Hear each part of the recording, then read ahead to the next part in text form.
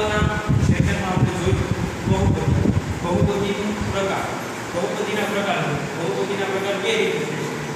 એક તો ઘાતના આધારે અને એક પદના આધારે. ઘાતના આધારે આપણે ત્રણ પ્રકાર: સુરેખ બહુપદી, દ્વિઘાત બહુપદી અને ત્રિઘાત બહુપદી. સુરેખ બહુપદી કોને કહેવાય? તો જે બહુપદીની મોટામાં મોટી ઘાત 1 તેને સુરેખ બહુપદી કહેવાય. જે બહુપદીની મોટામાં મોટી ઘાત 2 હોય તેને દ્વિઘાત બહુપદી કહેવાય. જે બહુપદીની મોટામાં મોટી ઘાત 3 હોય તેને ત્રિઘાત બહુપદી કહેવાય. પછી આપણે જોયું પદના આધારે બહુપદી. પદના આધારે બહુપદી ત્રણ વિભાગમાં વર્ગીકરણ થાય છે. એક તો એકપદી, દ્વિપદી અને ત્રિપદી. જે બહુપદીમાં ફક્ત એક પદ હોય તેને એકપદી બહુપદી. જે બહુપદીમાં બે પદ હોય તેને દ્વિપદી કહેવાય. અને જે બહુપદીમાં ફક્ત ત્રણ પદ હોય એ બહુપદીને ત્રિપદી કહેવાય છે. હવે આપણે આગળ વધીએ. સૌથી પહેલા જોઈએ બહુપદીના શૂન્ય. બહુ અગત્યનો અને ઇમ્પોર્ટન્ટ ટોપિક હોય છે કે આપણે બોર્ડની પરીક્ષામાં બહુપદીના શૂન્ય ની વ્યાખ્યા જોઈએ. જો p of x બરાબર 0, p of x આપણા માટે શું છે? એક બહુપદી. આપણે અગાઉના સેશનમાં જોયું p of x શેને દર્શાવવાનું છે? બહુપદીને દર્શાવવાનું. p of x બરાબર 0. એટલે જો બહુપદીની કિંમત કેટલી આવી જાય? 0 અથવા તો 0 હોય તો વાસ્તવિક સંખ્યા x ને બહુપદીનું શૂન્ય કહે છે. અથવા તો આપણે સાદી ભાષામાં જો કેવું અહીં બહુપદી કોના છેદમાં છે? x ના છેદમાં. એટલે હવે જો આપણે ચર્ચા કરીએ એક સાદી વ્યાખ્યા જોઈએ x ની એવી કિંમત કે જે કિંમત આપણે બહુપદીમાં મૂકીએ, x ની એવી કિંમત કે જે આપણે બહુપદીમાં મૂકીએ અને બહુપદીનો જવાબ 0 આવે તો x ની તેવી કિંમતને બહુપદીનું શૂન્ય કહે છે. તો x ની કેવી કિંમતે બહુપદીનું શૂન્ય કહે છે. આપણે ધોરણ 9 માં અભ્યાસ કરી ચૂક્યા છીએ. કોઈ એક સુરેખ બહુપદી માટે આપણે ઉદાહરણ લઈએ. p of x બરાબર આપણે નાખ્યું છે 3x + 1. હવે આપણે આ બહુપદીનું જો શૂન્ય શોધવું હોય તો આપણે બહુપદી બરાબર શૂન્ય લઈ લઈશું. સૌથી પહેલા બહુપદી બરાબર શૂન્ય. આપણી બહુપદી કઈ છે? 3x + 1 બરાબર 0. x ને સૂત્રનો કરતા બનાવીએ તો સૌથી પહેલા 3x બરાબર માઈનસ 1 x બરાબર -1 ના છે. તો આ x બરાબર -1 ના છેદમાં 3. આ કિંમત જો આપણે બહુપદીમાં મૂકીએ અને આપણી બહુપદીનો જવાબ 0 આવે અથવા તો 0 આવે તો આવી x ની કિંમત અથવા તો ચલની કિંમતને બહુપદીનું શૂન્ય કહે છે. આવી બહુપદીનું શૂન્ય કહે છે. હવે આગળ વધીએ. બહુપદીના શૂન્યનો ભૌમિતિક અર્થ. બહુપદીના શૂન્યનો ભૌમિતિક અર્થ. તો સૌથી પહેલા આપણે જો તમને ખૂબ જ અગત્યનું વાક્ય કીધું છે, ખૂબ જ અગત્યનું છે કે જે બોર્ડની પરીક્ષામાં પણ હેતુલક્ષી પ્રશ્નોમાં પૂછાઈ શકે છે. બહુપદીના શૂન્યની સંખ્યા. આપણે બહુપદીનું ઘાતના આધારે વર્ગીકરણ સમજી ચૂક્યા છે અત્યાર સુધી કે સુરેખ બહુપદી, દ્વિઘાત બહુપદી અને ત્રિઘાત બહુપદી. હવે જેટલી બહુપદીની ઘાત તેટલા તે બહુપદીના શૂન્ય મળે. તો ઉદાહરણ તરીકે આપણે જો જોઈ લઈએ સુરેખ બહુપદીમાં બહુપદીની ઘાત કેટલી હોય? 1. આ બહુપદીની શૂન્યની સંખ્યા કેટલી હશે? 1 હશે. દ્વિઘાત બહુપદીની વાત કરીએ તો આ બહુપદીની મોટામાં મોટી ઘાત કેટલી હશે? 2 હશે. તો આ બહુપદીના શૂન્યની સંખ્યા કેટલી હશે? 2. હું અહીં શૂન્યની સંખ્યા કહી રહ્યો છું. શૂન્યની સંખ્યા, નહીં કે શૂન્યની સંખ્યા આપણને કેટલા મળશે? 2 મળશે. પણ શૂન્ય અલગ આપણને મળી શકે, પરંતુ શૂન્યની સંખ્યા 2 હશે દ્વિઘાત બહુપદી માટે. હવે આગળ વધીએ તો ત્રિઘાત બહુપદીની મોટામાં મોટી ઘાત કેટલી હોય? કે 3. આ બહુપદીના શૂન્યની સંખ્યા કેટલી હશે? 3. શૂન્યની સંખ્યા ઉપર ભાર મૂકજો. શૂન્યની સંખ્યા શબ્દ ઉપર ખાસ કરીને ભાર મૂકજો. જેટલા બહુપદીના શૂન્ય જેટલી બહુપદીની ઘાત તેટલા જ બહુપદીના શૂન્યની સંખ્યા મળે. ઉદાહરણ તરીકે આપણે ચર્ચા કરીએ તો એક બહુપદી આપણે આપેલું છે p of x બરાબર 7x ની 3 ઘાત વત્તા 2x. આ બહુપદીની મોટામાં મોટી ઘાત કેટલી છે? 3. આ બહુપદીના શૂન્યની સંખ્યા આપણને કેટલા મળશે 3 બહુપદીના શૂન્યની સંખ્યા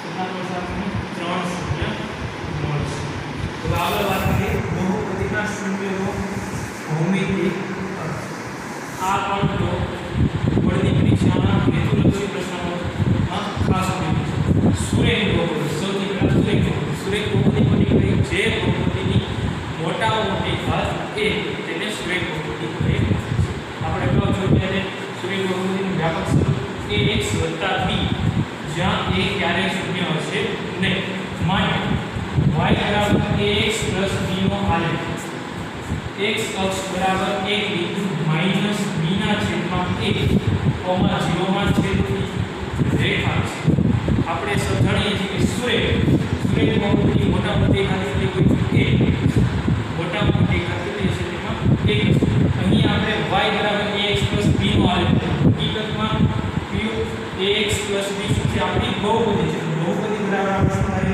છે y આનો જો આપણે આલેખ જોઈએ તો તે એક બિંદુ માઈનસ b ના છેદમાં a માં છેદતી એક રેખા છે એક શું મળશે રેખા છે ખાસ યાદ રાખજો કે સુરેખ બહુપદીનો આલેખ કેવો મળે કે સુરેખ બહુપદીનો આલેખ છેદતી રેખા મળે સુરેખ બહુપદીનો આલેખ તો મળશે છેદતી રેખા મળશે અને તેના શૂન્ય ક્યાં હશે -b ના છેદમાં a હવે આગળ ચર્ચા y બરાબર x + b નો આલેખ x અક્ષને જે બિંદુમાં છેદે તેનો x જ્યાં તે બહુપદીનું શૂન્ય છે અહીં આપણે જોઈએ આપણો આલેખ કયા બિંદુમાં છેદે છે કે -b ના છેદમાં a 0 પરંતુ આપણને શું કીધું છે y બરાબર x + b નો આલેખ x અક્ષને આપણે સમજાણીએ છીએ કે જે પ્રથમ યામ છે એ કયો યામ છે x યામ અને બીજો યામ છે એ કયો છે y યામ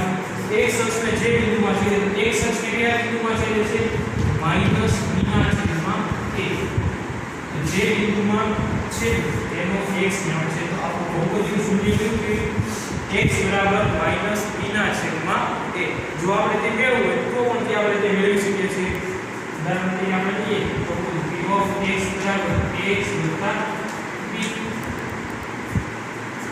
હવે આગળ વધી આપણે બહુપદીનું શૂન્ય મેળવવું છે તો આપણે ધોરણ 3 માં અભ્યાસ કરી ચૂક્યા છીએ જો બહુપદીના શૂન્ય મેળવવા હોય તો આપણે બહુપદી બરાબર શું લેવું પડશે શૂન્ય લેવું પડે p of x બરાબર 0 તો આપણી બહુપદી કઈ છે ax + b બરાબર 0 હવે શૂન્ય મેળવવું છે તો કોની કિંમત મેળવવી છે આપણે x ની કિંમત મેળવવી છે કોની કિંમત મેળવવી છે x ની કિંમત તો x ને આપણે શું કરીશું સૂત્રનો કર્તા બનાવીશું તો સૂત્રનો કર્તા કેવી રીતે બનાવે તો સૌપ્રથમ x સાથે સરવાળા કે બાદબાકીમાં રહેલા પદને બરાબરની સામેની બાજુ મૂકી દઈશું તો સરવાળામાં b રહેલો છે તેને સામેની બાજુ મૂકી દઈશું તો કેવા થઈ જશે નિશાની બદલાઈ જશે તો અહીં માઈનસ થઈ જશે -b અહીં a તેની સાથે ગુણાકારના સંબંધમાં છે સામે જશે તો ભાગાકારના સંબંધમાં x બરાબર -b ના છેદમાં a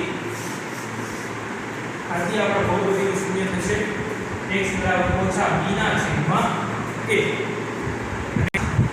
સુરેખ બહુપદીનો આલેખ આ સુરેખ બહુપદીનો આલેખ x અક્ષને બરાબર એક બિંદુ આ પણ ખાસ ધ્યાન રાખજો એક જ બિંદુમાં સ્પર્શ કરશે એટલે કે સુરેખ બહુપદીને કેટલા શૂન્ય હોય એક શૂન્ય માત્ર એક જ શૂન્ય હશે આગળ ચર્ચા કરીએ બહુપદી ax² + bx + c ax² + bx + c તેને અનુરૂપ સમીકરણ y બરાબર ax² + bx + c નો આલેખ દોરીએ આપણે તો અહીં બે શક્યતા થઈ શકે કાં તો a 0 કરતા મોટો હોય કાં તો a 0 કરતા નાનો તો તેમનો આલેખ અનુક્રમે આપણને કાં તો ઉપરની તરફ ખુલ્લો વક્ર મળશે અને કાં તો નીચેની તરફ ખુલ્લો વક્ર મળશે અહીં આ વક્રનો આકાર હશે પરવલય વક્રનો આકાર કેવો છે અહીં પરવલય આકાર છે તો યાદ રાખવું હોય જો a > 0 હોય તો ઉપરની તરફ ખુલ્લો પરવલય ને એ લેસ ધેન 0 હોય તો નીચેની તરફ કરવો પડશે.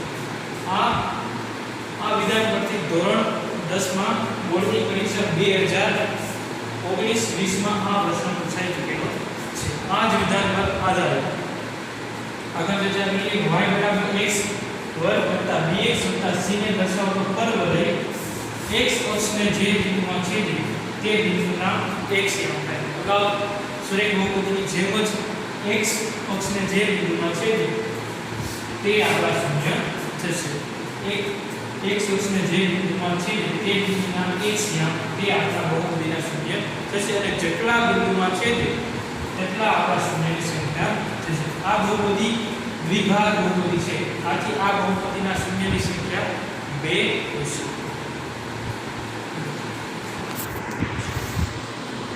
અહીં આપણે પ્રશ્ન આવેલો છે એક્ઝામ્પલ.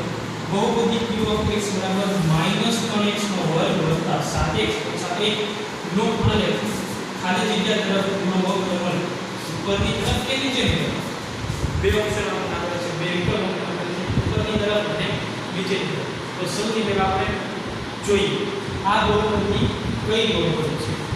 આ બહુપદીની મોટામાં મોટી ઘાત 2 છે. આથી આ બહુપદી દ્વિઘાત બહુપદી છે. હવે આ બહુપદી ને આપણે તેના વ્યાપક સ્વરૂપ સાથે જો સરખાવીએ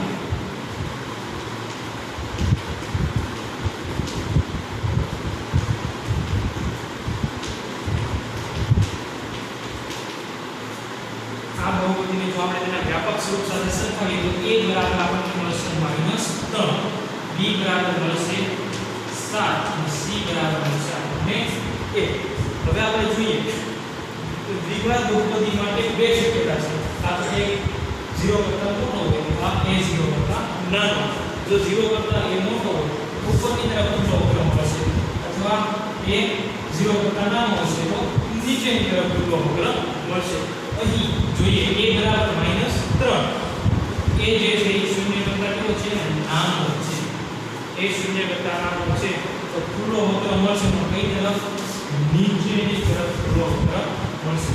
આથી આપણો જવાબ થશે નીચેની તરફ. અહીં આપણે આજના તાસ અને અગાઉના તાસનો અભ્યાસ જે કર્યો છે તેના 3 સવાલ આપેલા છે. તે 3 સવાલો આપણે અભ્યાસ કરી લઈએ. પ્રથમ સવાલ p of x બરાબર x ની 2 ઘાત વત્તા 7x વત્તા 9 નો ઘાતના આધારે પ્રકાર જણાવો. શેના આધારે? ઘાતના આધારે. ઘાતના આધારે બહુપદીના 3 પ્રકાર છે. સુરેખ બહુપદી, દ્વિઘાત બહુપદી અને ત્રિઘાત બહુપદી. હવે જોઈએ કે જે બહુપદીની મોટામાં મોટી ઘાત 1 હોય તેને સુરેખ બહુપદી કહેવાય. જે બહુપદીની મોટામાં મોટી ઘાત 2 હોય તેને દ્વિઘાત બહુપદી કહેવાય અને જે બહુપદીની મોટામાં મોટી ઘાત 3 હોય તેને ત્રિઘાત બહુપદી કહેવાય. અહીં આપણે સૌપ્રથમ તપાસીએ કે આ બહુપદીની ઘાત કેટલી છે. આ બહુપદીની મોટામાં મોટી ઘાત 2 છે. તો જે બહુપદીની મોટામાં મોટી ઘાત 2 હોય તેને દ્વિઘાત બહુપદી કહે છે. તો આપણા આ પ્રશ્નનો જવાબ છે દ્વિઘાત બહુપદી. પછીનો સવાલ છે તો p of x બરાબર x ની 3 ઘાત ઓછા 64 ના શૂન્યની સંખ્યા જણાવો. શૂન્યની સંખ્યા જણાવવાનું છે નહીં કે શૂન્ય. અહીં આપણે ફક્ત ને ફક્ત શૂન્યની સંખ્યા જણાવવાની છે. એક શૂન્ય મળે, બે શૂન્ય મળે, 3 મળે કે 4 મળે. તો મેં તમને અગાઉ જણાવ્યું તે મુજબ કે જેટલી બહુપદીની ઘાત તેટલા તેના શૂન્યની સંખ્યા. આ બહુપદીની મોટામાં મોટી ઘાત કેટલી છે 3. એટલે કે બહુપદીની ઘાત કેટલી છે 3. આથી આ બહુપદીના શૂન્યની સંખ્યા કેટલી હશે 3 હશે. આથી આપણા આ પ્રશ્નનો જવાબ થશે 3. આગળ જોઈએ p of x બરાબર mx n નો આલેખ ખાલી જગ્યા વડે. p of x બરાબર mx n m does not equal to 0 નો આલેખ ખાલી જગ્યા વડે. તો સૌપ્રથમ આપણે જોઈએ બહુપદી કોના ચલમાં છે? x ના ચલમાં. અહીં બહુપદી x ના ચલમાં છે. આથી m અને n બંને અચલ પદ છે. ફક્ત x ચલ છે. હવે આપણને ખબર છે કે જે બહુપદીની મોટા મોટી ઘાત 1 હોય તેને સુરેખ બહુપદી કહેવાય છે. અગાઉ આપણે અભ્યાસ કર્યો તે મુજબ સુરેખ બહુપદીનો આલેખ હંમેશા છેદતી રેખા. આ પ્રશ્નનો જવાબ છે છેદતી રેખા મળે. હું વાઘેલા કરણ શ્રી નંદપુર વિદ્યાલય ધોરણી ચાણક્ય એકેડમી તરસમિયા અને ચાણક્ય ગુરુકૃષ્ણ મુદેલ વતી આપ સૌનું હાર્દિક સ્વાગત કરું છું. અગાઉના 2 તાસમાં આપણે બહુપદીની ઘાત, બહુપદીના પ્રકાર અને બહુપદીના શૂન્ય અને બહુપદીના આલેખ વિશે ચર્ચા કરી. તે જ મુદ્દા પરથી આજે આપણે સ્વાધ્યાય 2.1 ગણીશું કે જેમાં ફક્ત અને ફક્ત એક જ દાખલો છે. નીચે આપેલ આકૃતિમાં કોઈ બહુપદી p of x માટે y p of x ના આલેખ આપેલ છે. અહીં p of x આપેલો છે. આથી આપણી બહુપદીનો ચલ કયો થયો? x અને તેનો આલેખ કયો છે? y p of x. દરેક કિસ્સામાં શૂન્યની સંખ્યા છે. શું શોધવાનું છે? અહીં આપણે શૂન્યની સંખ્યા. હવે આપણે કોઈ પણ દાખલો ગણતા હોઈએ ત્યારે સૌપ્રથમ આપણને ખબર હોવી જોઈએ કે આપણે શું ગોતવાનું છે અને શું વસ્તુ આપણને આપી દીધેલી છે.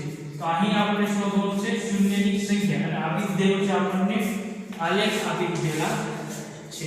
તો આપણે અગાઉ સમજી ગયા એવી રીતના કે x કોઈ બહુપદી p of x નો આલેખ y p of x જો x પક્ષને જે યામમાં છેદે તે બહુપદીના શૂન્ય થાય અને જેટલા બિંદુમાં છેદે તેટલા તેના શૂન્યની સંખ્યા થાય.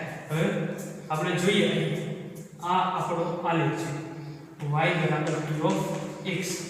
બહુપદીનો ચલ છે x, પરંતુ x અક્ષને એક પણ યામમાં સ્પર્શ કરતું નથી.